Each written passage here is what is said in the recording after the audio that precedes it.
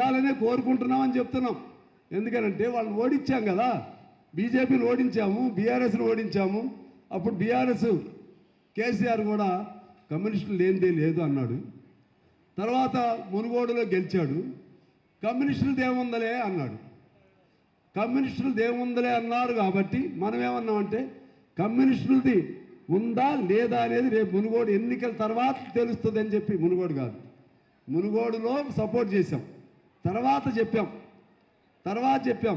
రాధాకృష్ణ అయిన ఏబిఎన్ వారు కూడా నన్ను ఇంటర్వ్యూ చేశారు. చెప్పారు, ఏంది మీరు పెద్ద పెద్ద మాటలు మాట్లాడుతారు, కమ్యూనిస్ట్ పార్టీ వాళ్ళకి అంత శక్తి ఉందా? మీరు చూడండి, రేపు కేసీఆర్ను ఓడించే వాళ్ళు ఎవరయ్యా అంటే సిపిఐ వాళ్ళమే ఓడిస్తున్నాము. సిపిఎం కూడా ఇంకప్పటికి లైన్లోకి రాలేదు. సిపిఐ వాళ్ళమే ఓడిస్తున్నాము చెప్పాం. తర్వాత కూడా కలిశాం. అంటే మనం ఎన్ని గెలుస్తామనేది కాదు, గెలిపించాలన్నా, ఓడించాలన్నా, మార్పు కావాలన్నా, మార్పు తీసుకురావాలన్నా ఆ శక్తి ఎవరికి ఉంటుందా అంటే త్యాగాల భరితమైనటువంటి, త్యాగపూరితమైనటువంటి పెద్దల బలిదానాలతో ఎరుపెక్కిన ఎర్ర జెండాకి ఉంటుంది. ఆ ఎర్ర జెండా ఏ ఎర్ర జెండా అంటే సిపిఐ జెండాకి ఆ శక్తి ఉంటుందని రుజువు చేశాం. అందుకే చెప్పాం వీళ్ళకి, మా జోలికి రావద్దయ్యా, మీ పని మీరు చేయండి, ఇంక మీరు చేయాల్సిన పనులు చాలా ఉన్నాయి, మీకు చేయాల్సినటువంటి చాలా హామీలు ఉన్నాయి, ఆ హామీలను అమలు చేయడానికి ప్రయత్నం చేయండి. మీకు కుదరకపోతే మాకు ఇది పరిస్థితి ఉందని వైట్ పేపర్ ఇవ్వండి, మా దగ్గర డబ్బు లేదు, ఇది ఇంత మేరకు చేస్తున్నాం, ఇంత మేరకు చేయలేకపోతున్నాం, మీ సహకారం కావాలని అడగండి. ఇటువంటియే కదా మేము చెప్పేది. అది కూడా మీరు భరించలేరా? అందుకని కమ్యూనిస్ట్ పార్టీగా దేశంలో అయినా రాష్ట్రంలో అయినా సరే ఎక్కడ ప్రజా సమస్య ఉంటే ఆ ప్రజా సమస్య పైన మన జెండా ఉండాల్సిందే, ఆ ప్రజల తరపున మనం ఉండాల్సిందే. ఎన్నికలు వచ్చినప్పుడు చూసుకుందాం, ఎన్నికలు వచ్చినప్పుడు అక్కడ ఉన్నప్పుడు ప్రజల భావాలకు అనుగుణంగా. ఇప్పుడైతే పొత్తు పార్టీయే మనం.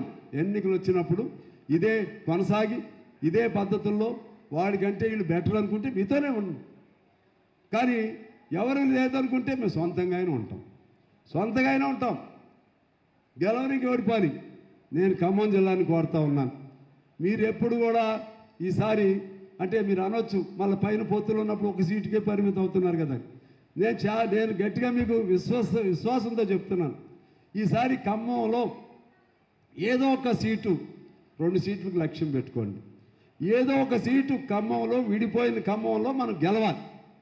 ఏ సీటు గెలుస్తారో నాకు తెలియదు, ప్లాన్ చేయండి, ఇప్పటి నుంచే కష్టపడండి. ఆ విధంగా కమ్యూనిస్ట్ పార్టీగా మనం మన ఎర్ర జెండా, మన త్యాగాలు చేసిన ఒక్కొక్క నాయకుడు వెళ్ళిపోతూ ఉన్నారు. గిరిప్రసాద్ గారు వెళ్ళిపోయాడు, కొమరయ్య గారు వెళ్ళిపోయాడు, రజబలి గారు వెళ్ళిపోయాడు, చాలామంది వెళ్ళిపోతూ ఉన్నారు.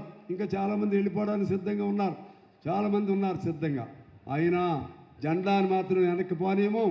వాళ్ళు అందించిన జెండాని మా భుజం పైనే ఉంటుంది. మేము పోతే ఈ జెండాని మళ్ళీ కింద పడనేమో, ఈ జెండా మళ్ళా మా పిల్లల భుజం పైన ఉంటుంది. ఆ విధంగా ఈ భుజం పైన ఉన్న జెండా మేము మరణిస్తే మా దేహాన్ని కప్పేది మా ఎర్ర జెండా అనే దేహం పైన ఎర్ర జెండా ఉంటుంది. ఆ విశ్వాసంతో మీరు ముందుకెళ్ళండి. ఇవాళ ఖమ్మం బలహీనపడితే మన తెలంగాణ రాష్ట్రం అంతా బలహీనపడినట్లు అవుతుంది.